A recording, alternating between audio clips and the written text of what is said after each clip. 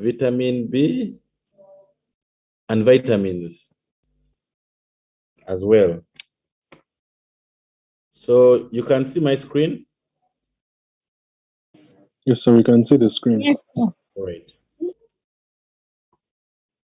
Of course, vitamins, you know, you have the water soluble and fat soluble vitamins, so we shall see how that goes. Vitamin B, usually it's a combination of very many, so we call it a complex. B1 probably to B6, B1, B2, B3, and B6 mainly. Yeah, of course, when we're talking about malnutrition, we have to talk about measurements of malnutrition, where we use BMI for adults only. And then for the children, for those who probably will go to the pediatrics ward, you'll find that they use growth charts. And these growth charts can be in terms of weight for age, weight for height, maybe height for age. Yeah, which will be able to plot a child at a particular age or at a particular weight. Of course, thinness of skin folds, this one can, as much as usually applies in children, can also apply in adults.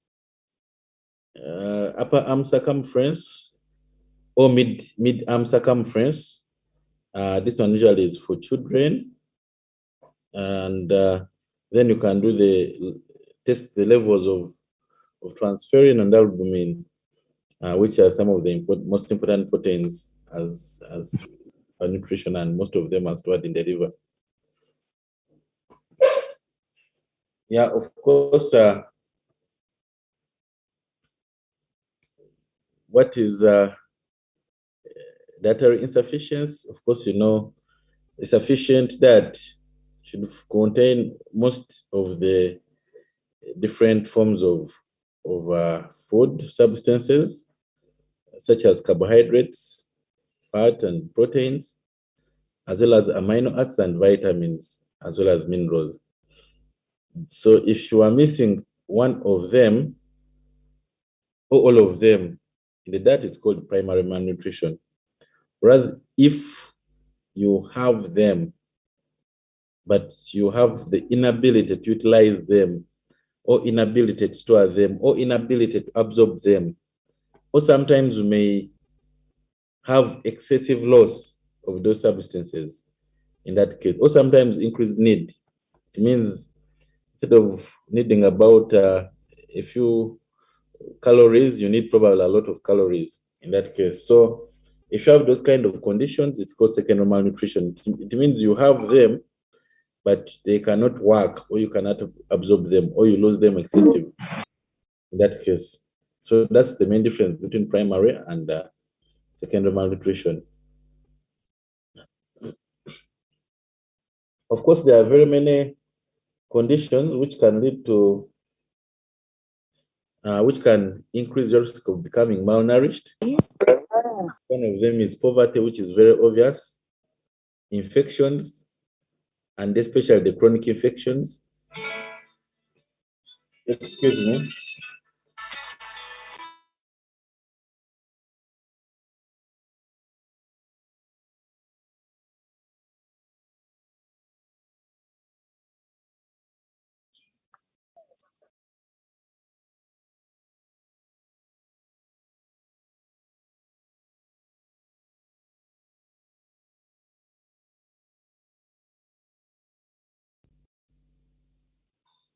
So one of the most important forms of malnutrition is called protein energy malnutrition.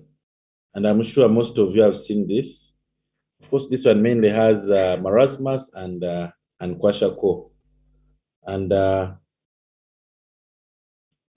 it means you are either lacking sufficient proteins, lacking sufficient calories, or even both of them in that case.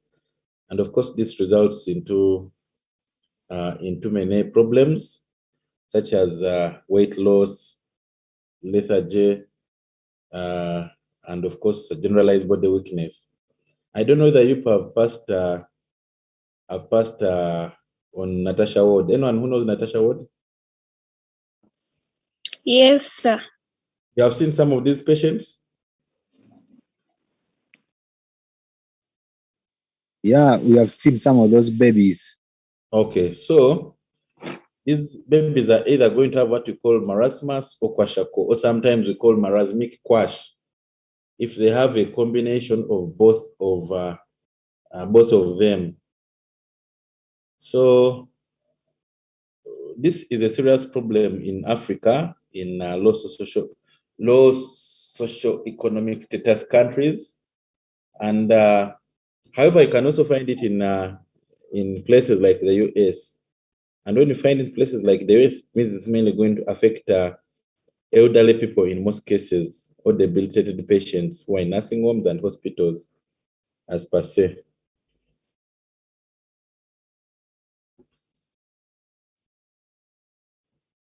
So,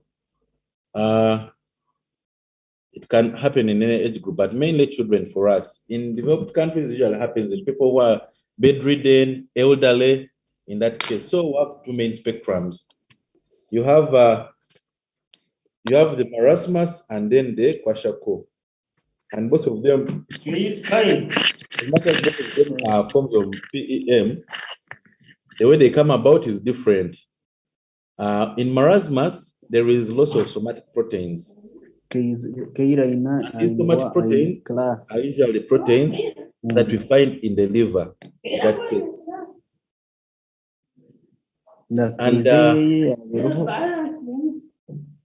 And because of that, sorry, somatic proteins are proteins we find in internal organs,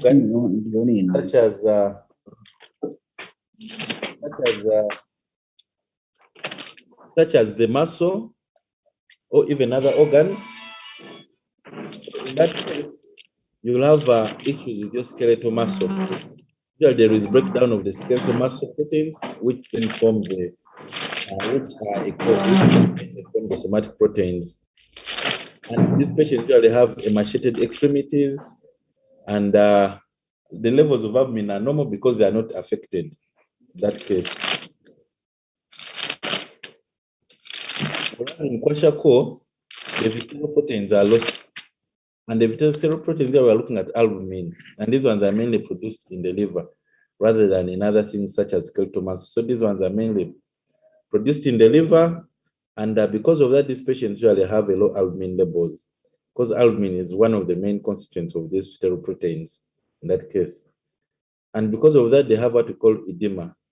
Can someone explain to us how edema comes about in this case? In the cases of kwashiorkor? Thank you so much, Doctor. Yes. I can give it a try.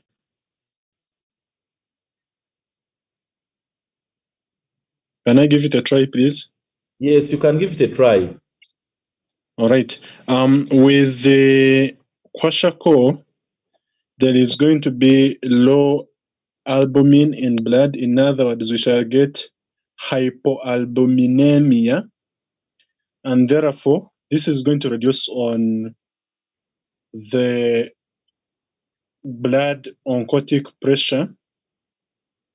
Therefore, we shall have the starting forces unbalanced, and meaning water is going to escape from the blood into the tissues, and that's how that patient is going to end up with edema. Yeah, thank you. Yes, exactly. Thank you very much. So there is an imbalance between oncotic and hydrostatic pressures in that case. So in this case, the oncotic pressure is going to be lower than hydrostatic pressure. So the hydrostatic pressure is going to outweigh the oncotic pressure, which will lead to exudation or extravasation of fluid into the interstitial spaces. So these people usually have a lot of edema. And when you see them edematous, you may think they're healthy, actually, when they're just actually having edema, which is pathologic. So even the pictures, you can see which picture has kwashiorkor and which one has marasmus.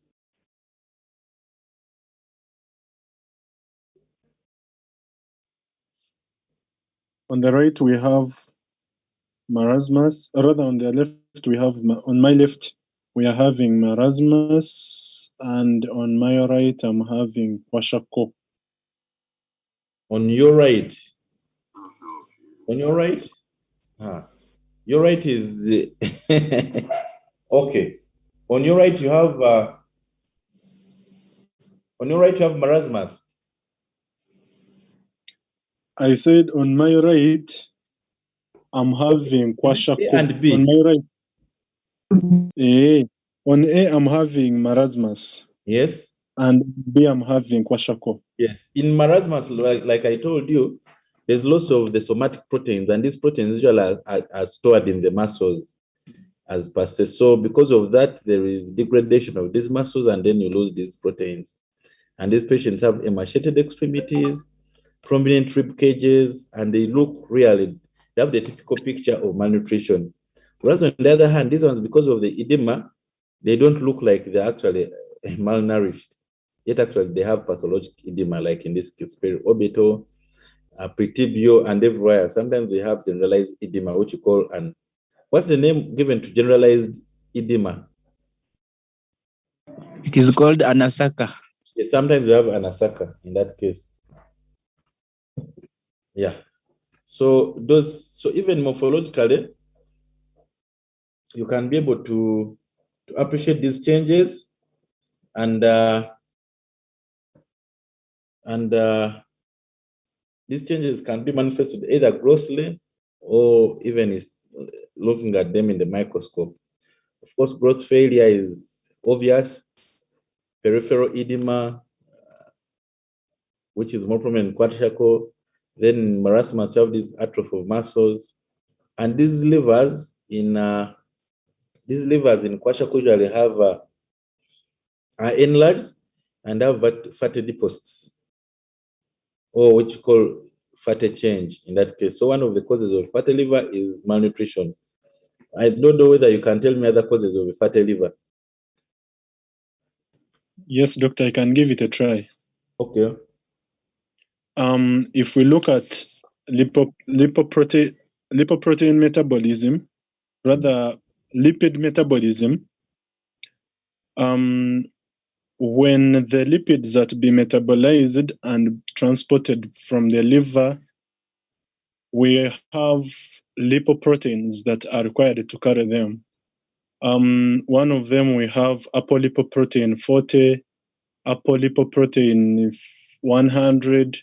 So with kwashako, we shall have less of those proteins, and therefore we shall have the fats or the lipids mainly remaining in the liver. And Okay. if they remain in the liver, we shall have a fatty liver.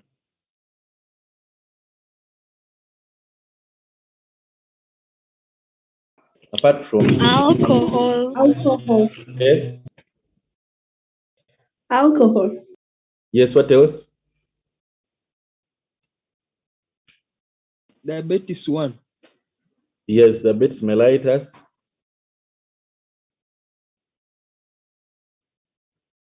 course, pregnant.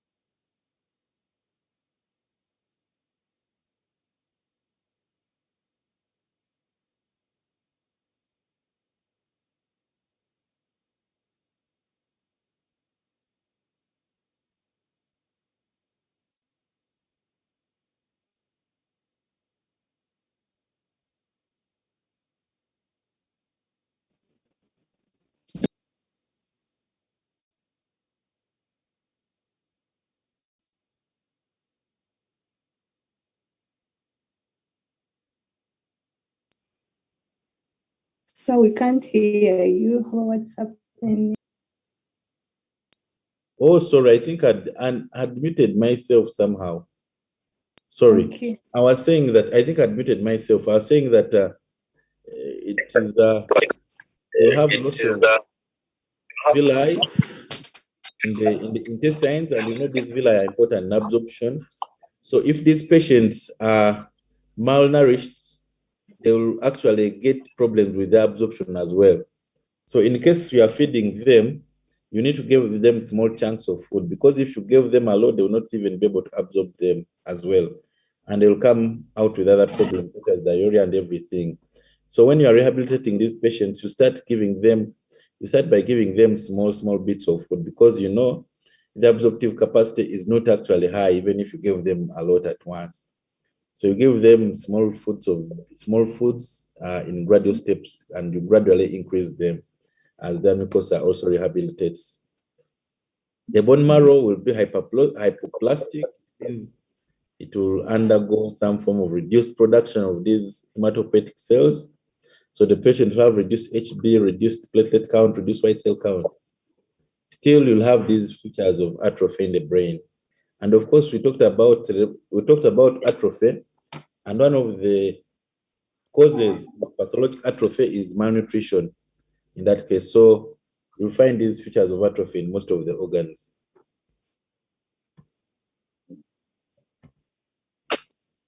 This is just a picture showing a fatty liver. All these are fatty deposits. Someone already explained how they come about in that case.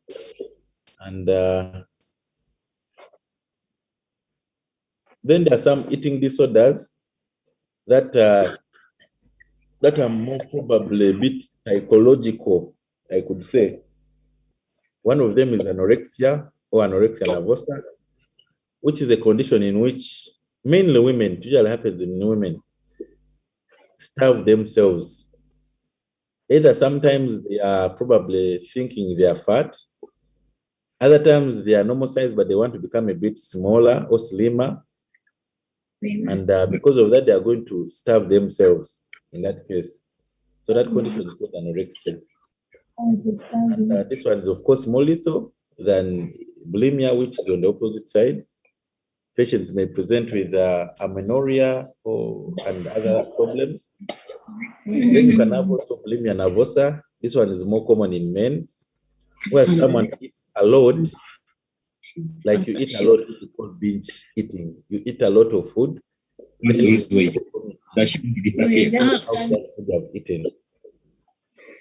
As well as can happen in women, it usually happens in men. So even this one is problematic. Sorry, I'm going off. Oh, sorry. Sorry. But actually, there are more germs in the hands than the hands touch.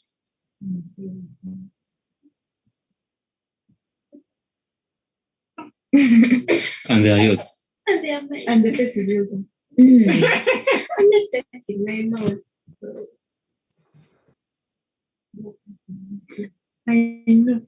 Someone, I saw my name somewhere, right? Oh, yeah. Check. You guys read this. Hey, somebody's speaker. Your speaker is on. Yeah. Yes, the speaker is on.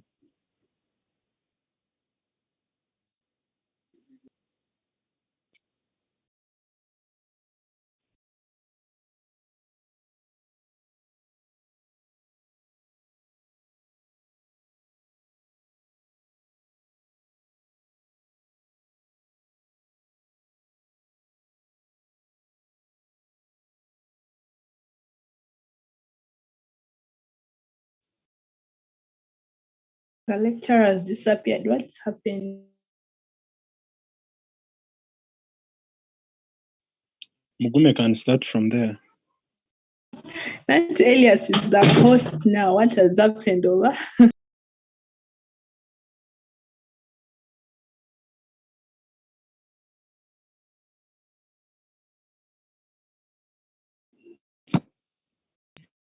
Mugume, start shining.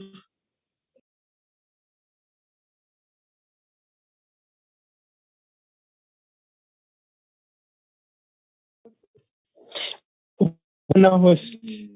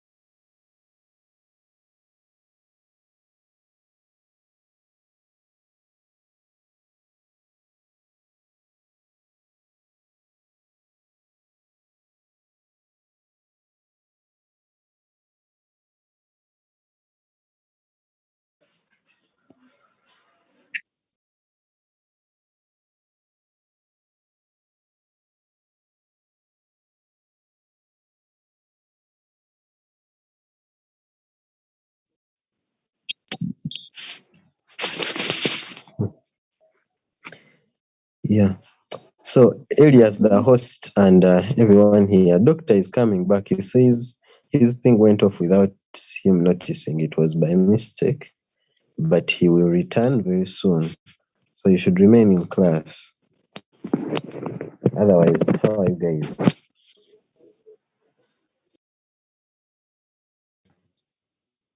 Tuanziza president. Yeah, because it's really Alex, Ewa. fun.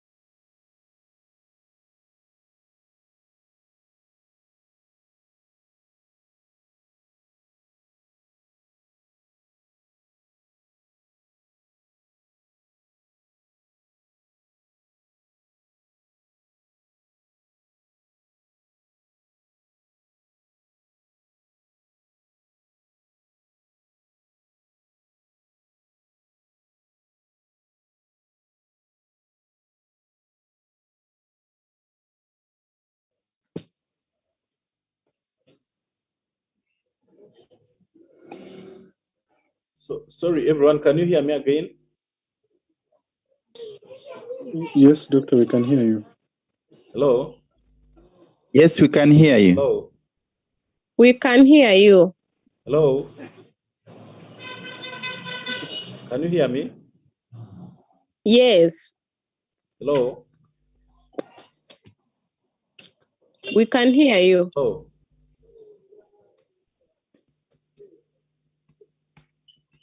Hello. Yes, doc. Hello. Okay. All right. You can hear me. So Yes, doc, we can hear you. sorry, I think my laptop went off without my knowledge. So and it went into hibernation, so I had to restart it.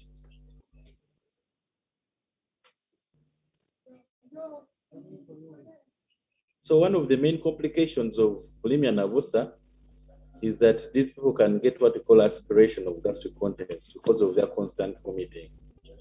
And because of that stretching of the esophagus during vomiting, they can have either esophageal or stomach rupture.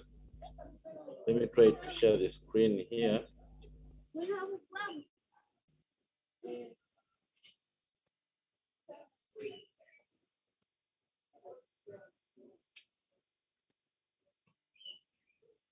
I think now you can see the screen.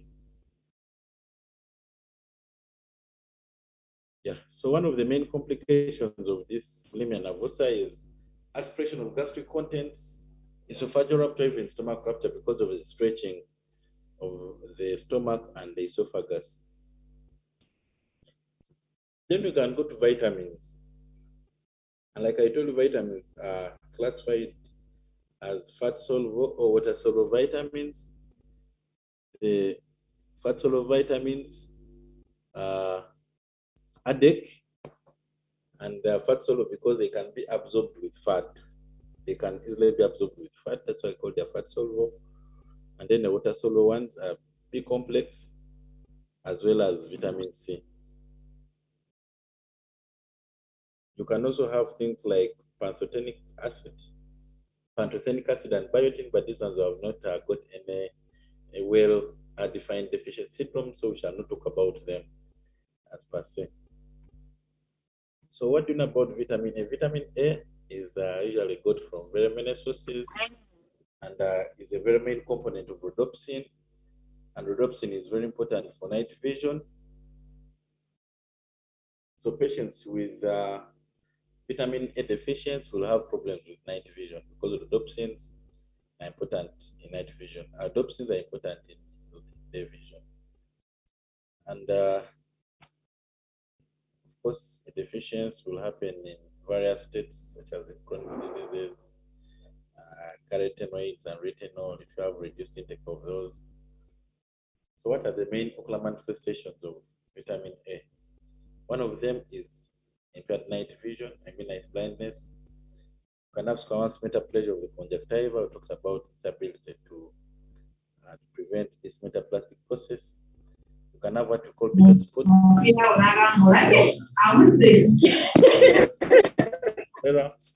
You can have corneal scars, corneal ulcers that go through the cornea. And then you can have granulomatous, which is really an abnormal shape of the cornea. In that case, or thinning. Actually, it's supposed to be thinning of the cornea. So this is just a picture showing beta spots in the sclera, which I can vision of the sclera. You can have cells which are breaks the cornea. You can have of the cornea. This is a picture of a beta spot here. It's a picture of the cornea. Also making it visible to see the lens. Keratomalacia, the thinning of the cornea, which makes the eye transparent. So transparent that you can see what is the eye. You can see the lens. Excuse me, doctor. Of course, you can also have excessive vitamin A, which is called vitamin A toxicity, but this is rare. In that case, so we shall not talk about it. Then vitamin D, what vitamin D does is very important in bone metabolism or calcium metabolism. In that case, it's a picture showing metabolism. I'll talk about it as I said. But the deficiency in vitamin D brings about two syndromes or two disease conditions. One of them is rickets. And rickets usually happens in children, and these ones are manifested by craniofrontal bossing. Means there's protrusion of the frontal bone, a ractic rosary. We are going to see how a ractic rosary looks like. A rib with a ractic rosary looks like. A backbone, a pigeon's chest, which is how a pigeon's chest looks like. Then you can have lumbar lordosis in the backbone, as well as which is exaggerated really curvature of the lumbar spine. Then the legs, you'll have bowing of the legs. And we're going to see what would these ones look like in pictures. Then in adults, vitamin D deficiency causes what we call osteomalacia. Usually these patients present with microfractures, and sometimes they have vertebral body prolapse, as well as prolapse of these vertebral bodies in the femoral area. This is a picture of frontal bossing here, showing protrusion of the frontal bone, which is seen in rickets. Picture of ractic rosary here, showing the prominence of these osteochondral junctions. They become very prominent here, creating that kind of bead-like appearance, like you see in a rosary. Then you can see pigeon chest, which is depression of the sternum. You can see an exaggerated curvature of the lumbar area, which is called lordosis. This is the normal. It's a picture of someone with lordosis. Then, of course, you can see bowing of the legs, which you call leg bowing. You can also have toxicity, which brings about metastatic calcification. I think you looked at calcification. And calcification, you have the dystrophic and metastatic. One of the causes of metastatic calcification is vitamin D toxicity. And these patients present with hyperkalemia. The other vitamin is vitamin A.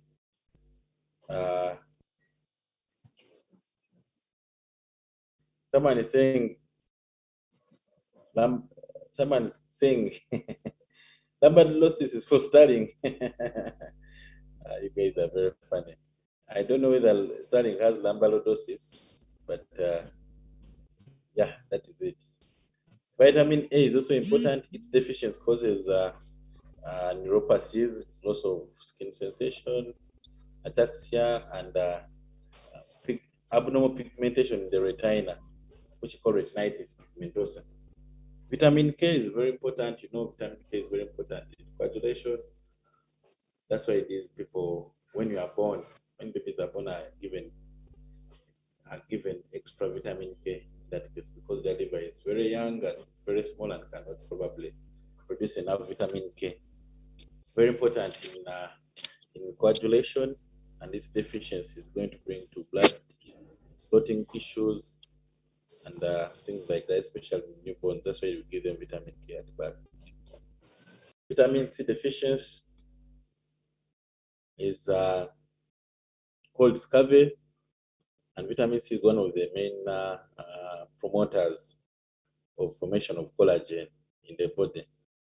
And we looked at wound healing. One of the biggest components during wound healing is collagen production or collagen.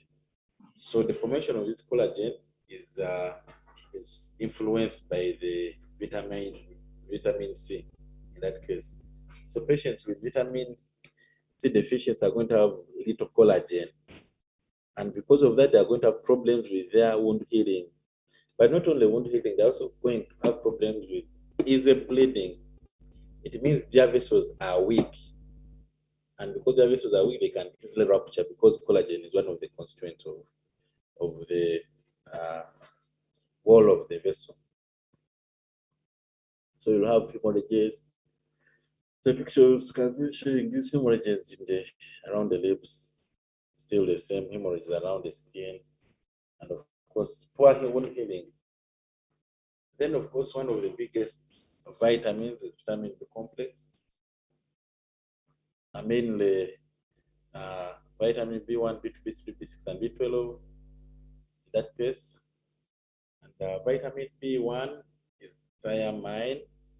Vitamin B2, riboflavin. Of course, I will not go too much. This because you saw them in biochemistry, but we shall mainly appreciate the deficiencies which they cause. And it's interesting to note that most of these produce both neurological symptoms and non-neurological symptoms in that case. So the non-neurological symptoms, usually we are going to look at the non-neurological symptoms because the non-neurological symptoms actually cross-cut. Some include cheilosis, glossitis, dermatitis, cheilostomitis, glossitis, dermatitis. All these are kind of cross-cutting non-neurological symptoms in that case. For vitamin B1 deficiency, called beriberi, can be dry or wet. Wet, beriberi is called wet because there is edema.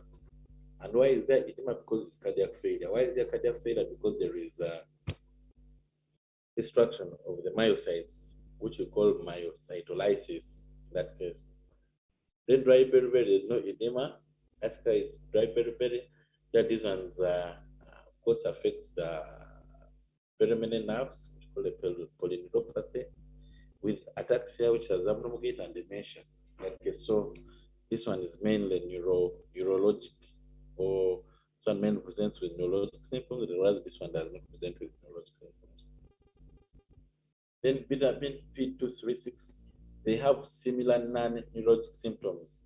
All of them have a dermatitis, all of them may present with fasciitis, all of them may present with chelosis,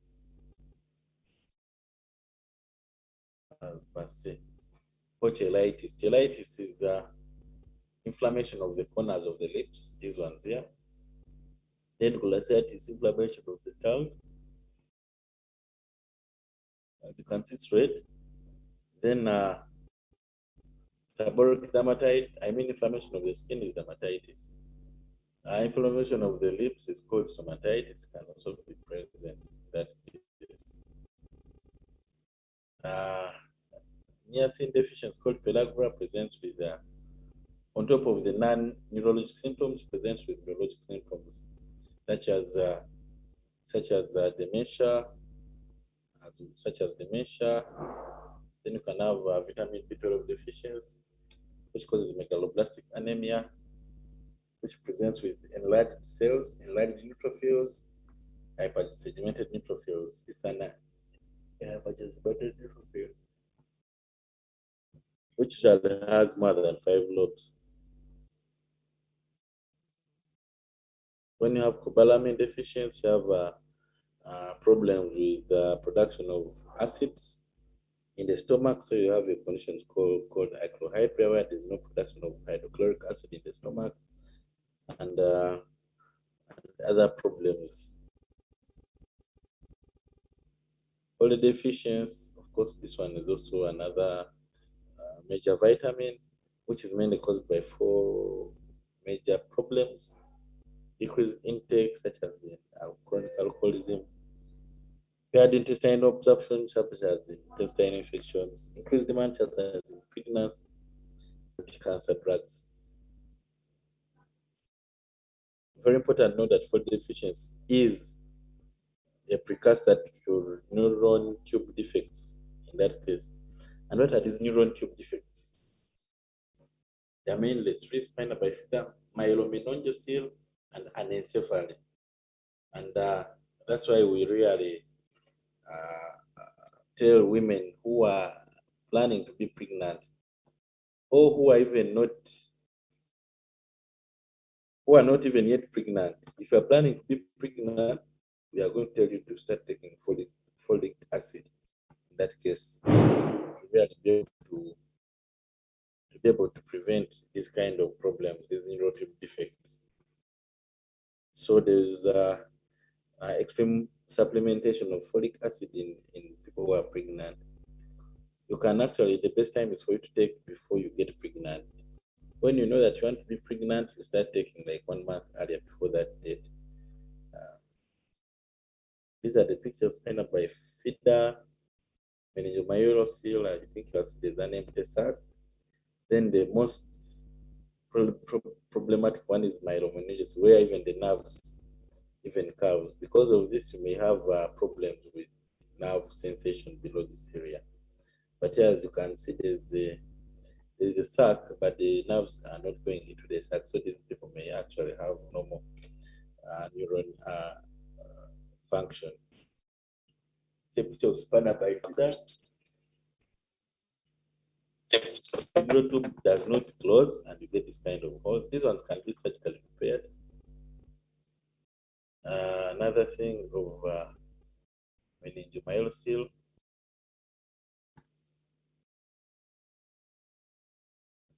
I've seen that some of you aspiring mothers, I don't know when you want to become mothers, but you need to plan. Don't crash.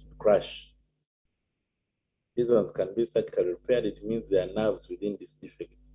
So these people may have abnormal neuron function below this area here. Anencephaly, you see, the skull is actually not formed, and the brain just protrudes out. Of course, some of these with these congenital anomalies have other congenital anomalies. They may have problems with their heart and everything, so they may not really live for long. So this is a summary of the vitamin B complexes. You have vitamin B1, B2, B3, so like vitamin B1, B3, B6, and 12. Then vitamin B2 is there. And like I told you, most of the non-neurologic symptoms are cross-cutting between all these vitamins. Yeah, I think that is it for nutritional deficiency disorders. If you don't have any questions, we can go to the metabolic disorders. Let me just get the PowerPoint.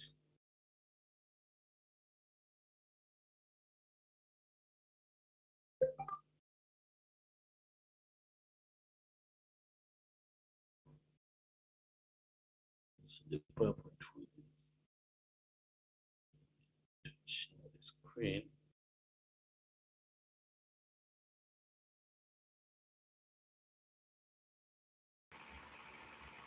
Yeah, but there's also pharmacology.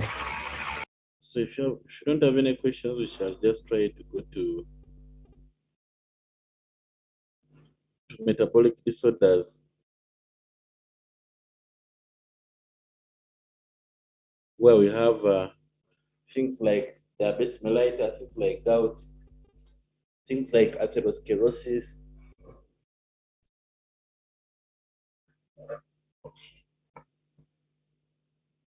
So this is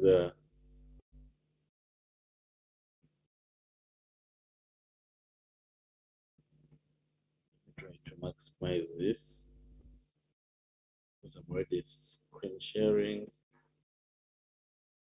All right, so the main disorders we are going to look at are DM, gout, glycogen storage diseases. These ones we shall not focus on them, as well as hyperlipidemia, which is mainly manifested by certain disease called atherosclerosis. What is DM? Can someone tell us what DM is?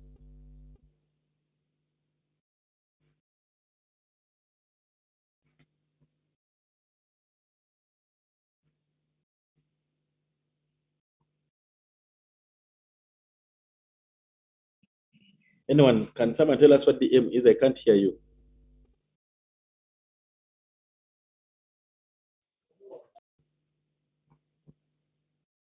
Anyone? Excuse me, sir. I think DM, with or diabetes mellitus, is a disorder which is characterized Can you by... hear me? Yes, we can hear you. Hello? Hello? Hello. So we can hear you very I well. don't know how come I can't hear anyone. Let me try to check my mic. For us, we can.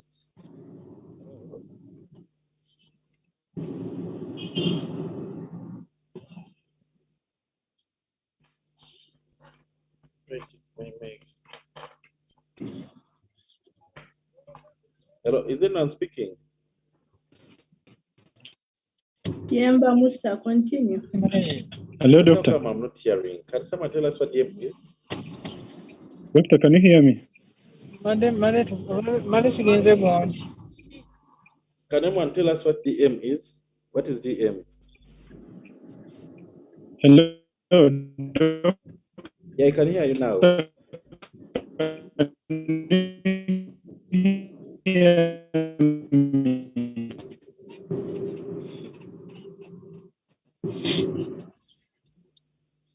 Okay, DM is actually a disorder which is characterized by hyperglycemia. Okay. Excuse me, doctor. Yes. I can define diabetes mellitus as a carbohydrate metabolism disorder characterized with hyperglycemia due to insulin deficiency. Exactly. And you may say insulin deficiency, but you may need to add on a few words. because sometimes it's not insulin deficiency. Sometimes the insulin is there, but there's what you call insulin resistance. So you can say because of insulin deficiency and resistance. And like you said, it's carbohydrate disorder characterized by hypoglycemia, and you may have a combination of insulin secretion. It means people cannot secrete insulin. It means they are deficient. But you can also have a problem of insulin action. You have the insulin but cannot act well. That is called insulin resistance, or even a combination. And of course, these ones have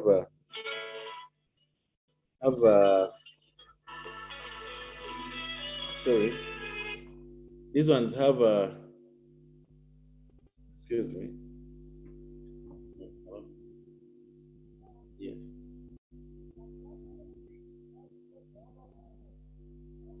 Okay, let me say. So insulin disorders, hyperglycemia, present with mainly, can affect all organs, but mainly they affect the blood vessels, the eyes, the nerves, the kidneys, and which is what we call diabetic nephropathy, neuropathy, and retinopathy in that case. So, of course, diagnosis is characterized by doing either a random glucose level or a fasting glucose level, or you can use what you call glycated hemoglobin. Usually this is for monitoring rather than for diagnosis, usually monitoring risk for treatment. Or you can use what you call the abnormal glucose, or OGGD. I'm very sure you will come across this when you're doing about chemical pathology. So I'll not really go into much detail in this. But these patients present with polyuria, polydipsia, and polyphagia. And there are mainly two types. You can have very many types, but there are mainly two types: type 1 and type 2. What's the difference between type 1 and type 2? Can someone tell us? Excuse me, sir. Yes. In type 1, basically there is no insulin secretion. The beta cells are not secreting insulin. While in type 2, the insulin is there, but then there is resistance to it. Okay.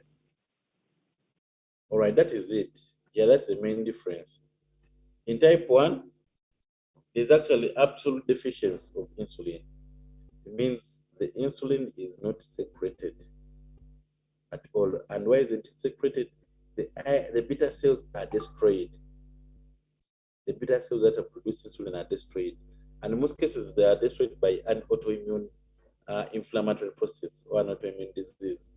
It means that autoantibodies that are seen as foreign by the body, and then they react against those antibodies, which you call autoimmunity. So there's autoimmune destruction of the beta cells which produce insulin. Usually it happens in young people, less than 20 years. You can have type 2, which is peripheral resistance,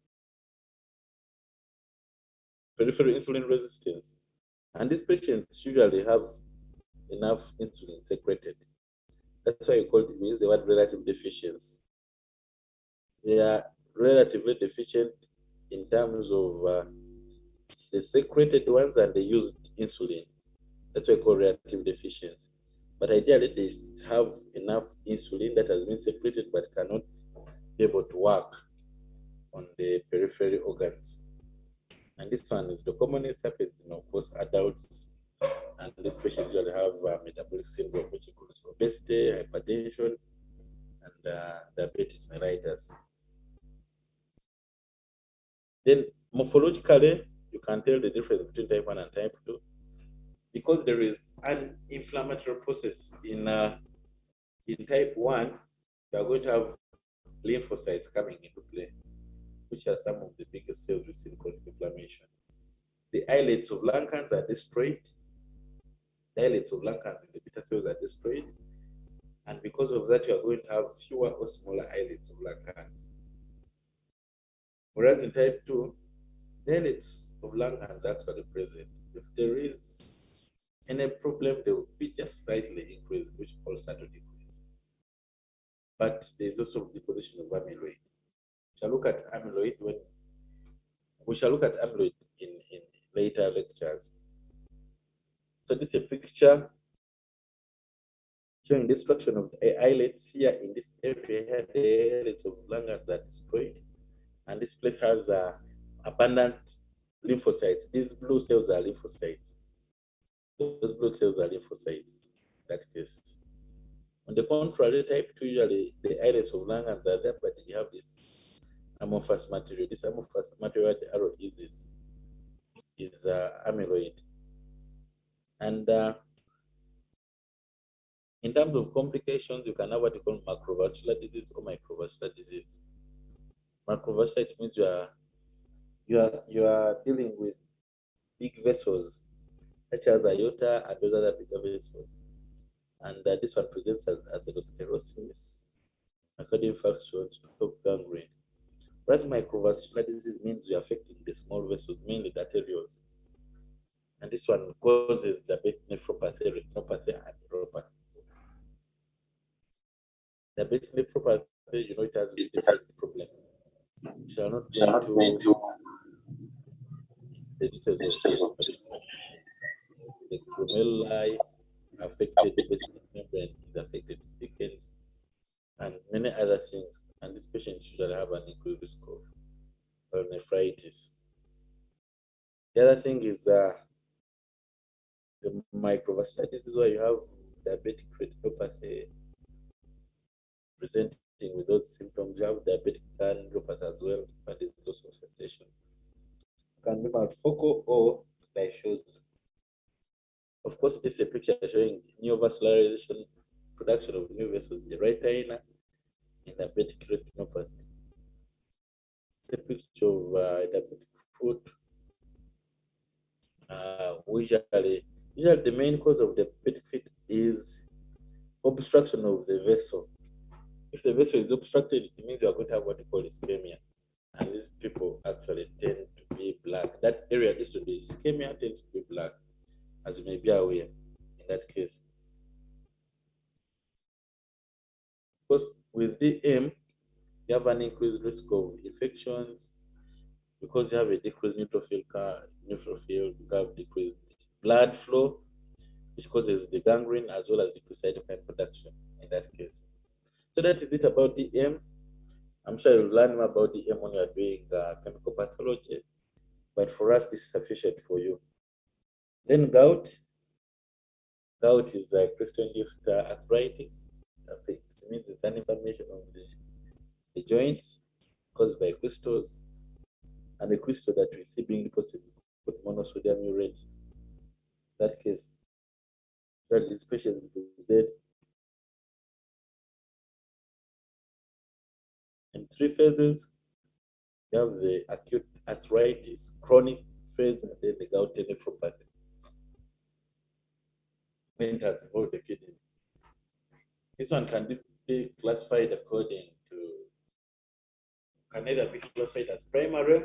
Actually, this is a problem of an enzyme, or secondary, where there's production of,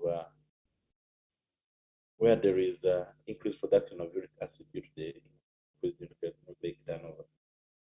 The main enzyme that we see in primary gout is called hypoxanthine guanylyl phosphoriboside transferase, HGPRT. Sure, you came across this when you're dealing with biochemistry, and that one accounts for more than 90% of cases. Other risk factors that can bring about secondary gout is older age, genetics, alcohol, still problem, obesity, and some drugs. Morphologically, the acute gout arthritis, of course, lots of neutrophils. You have congestion. Excuse me.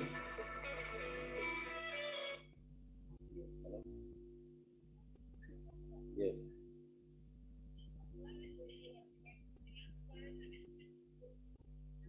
Okay, no problem. Being an award of cooperation because we are the working together. Vale.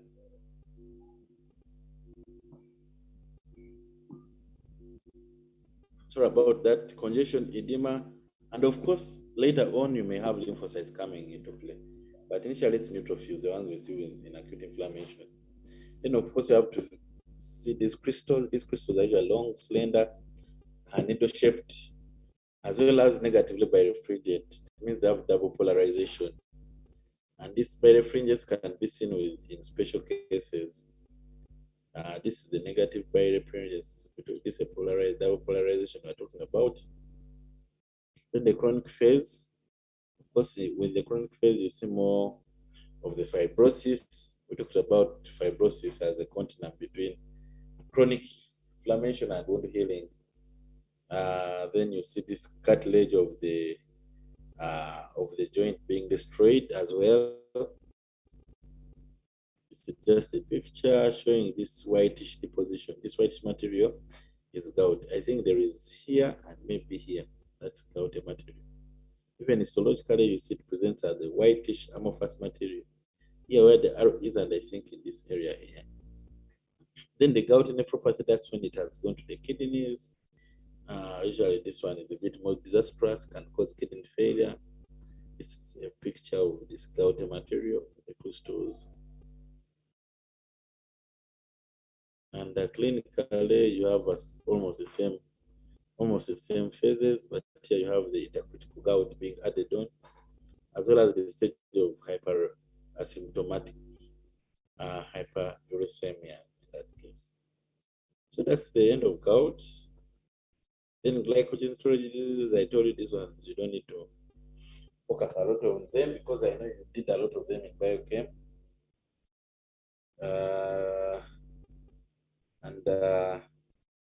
I don't think they are very vital at this time, but they are good for you to know. You have the von Giard, Pompey, Corey, Anderson, Mercado. We shall not go into the details of this. Yes, so that's the thing. Then you have now the hyperlipidemia, which is manifested by atherosclerosis. And this one here, I think I've heard of atherosclerosis, but this is characterized by the thickening and loss of elasticity in the arterial walls. And this one is caused by production or formation of some lesions called atheromas. And of course, when they go into the hole, they weaken it, they occlude it, or obstruct it. As well as it's the commonest cause of death in developed countries. Even developing countries are catching up in that case.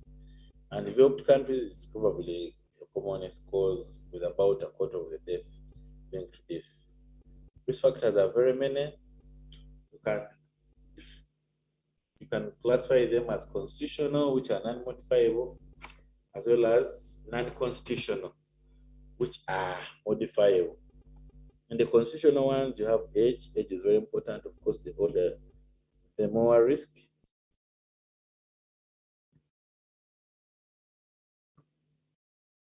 The older, the more risk. But mainly between 40 and 60 years. Gender, more common in premenopause, more common in men less than probably 50 years. Excuse me.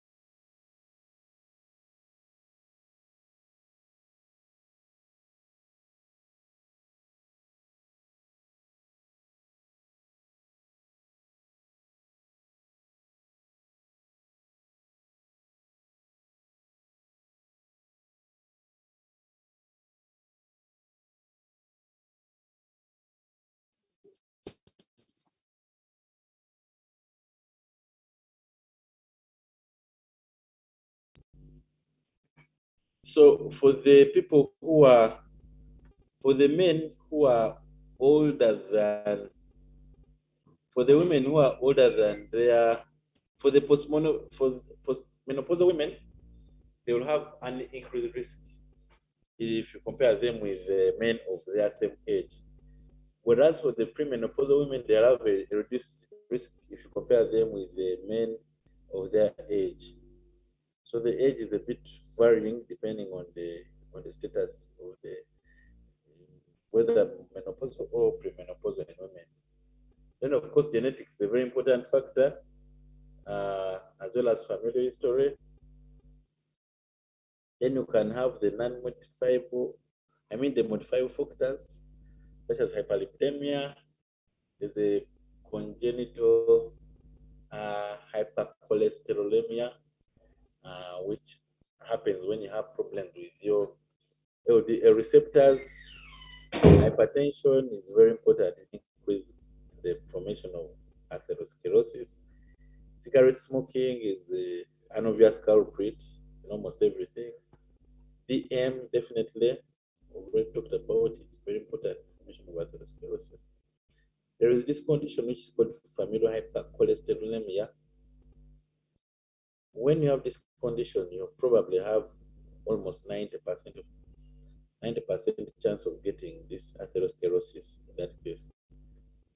So probably patients, especially patients who get this kind of atherosclerosis at a young age, you may want to see if they have familial hypercholesterolemia.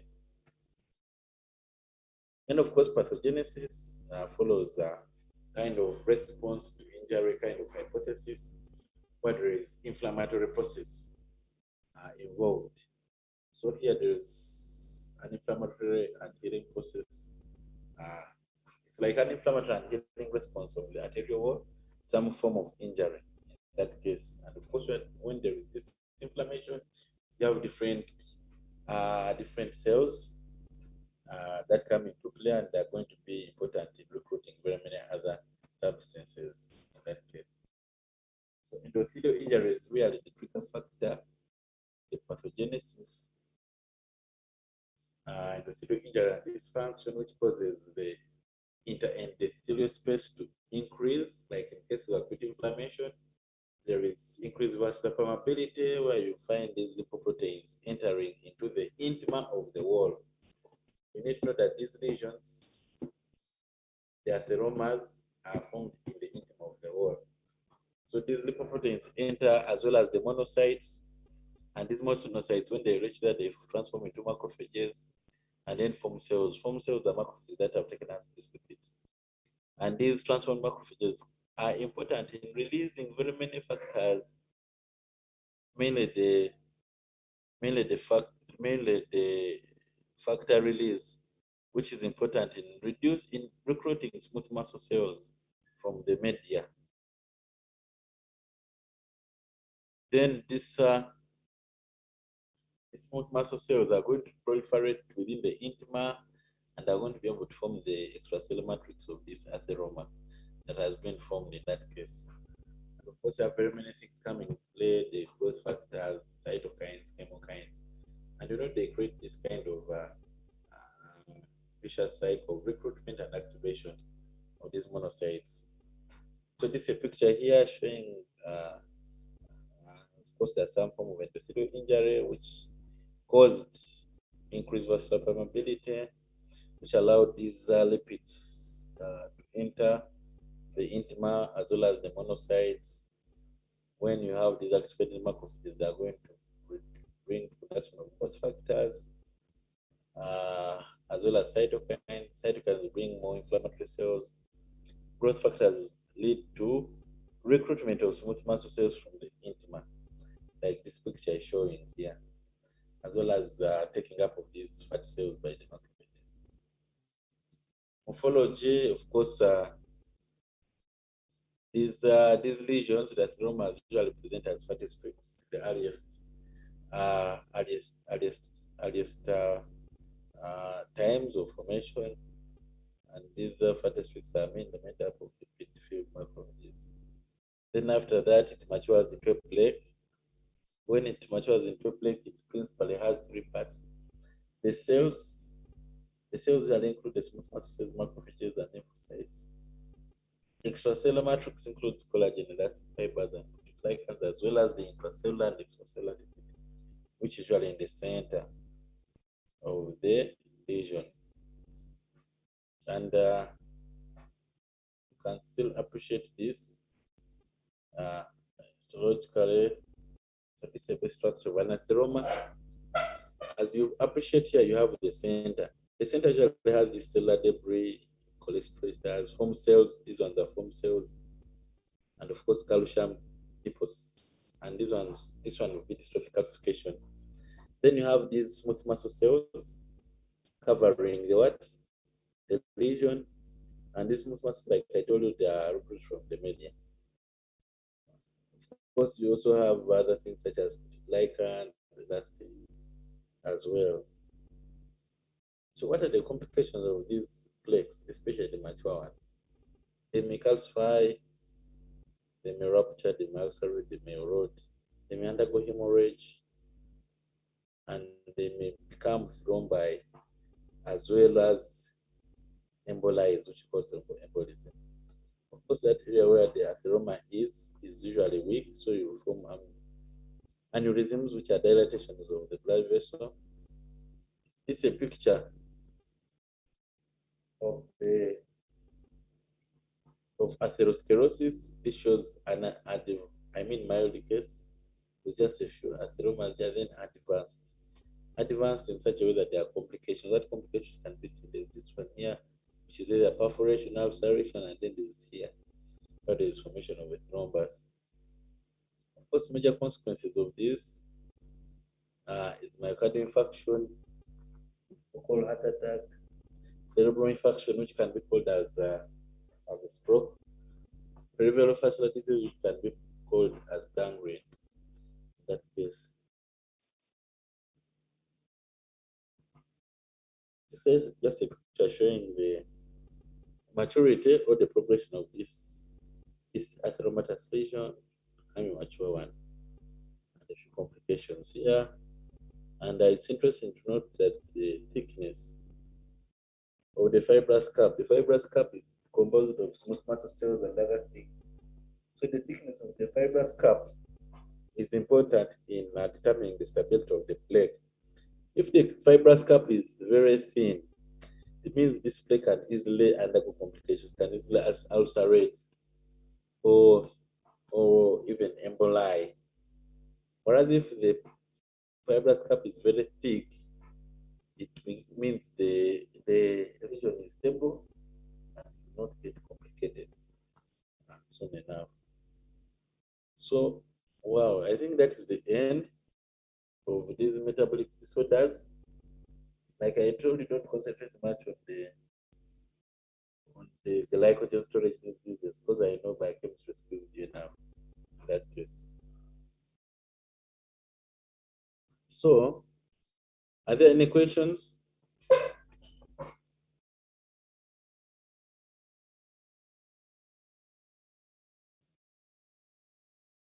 Are there any questions? Hello?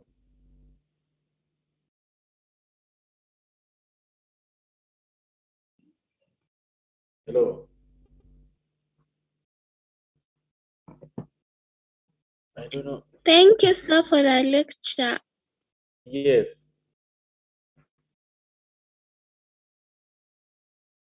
I think if there are no questions, we shall call it a day.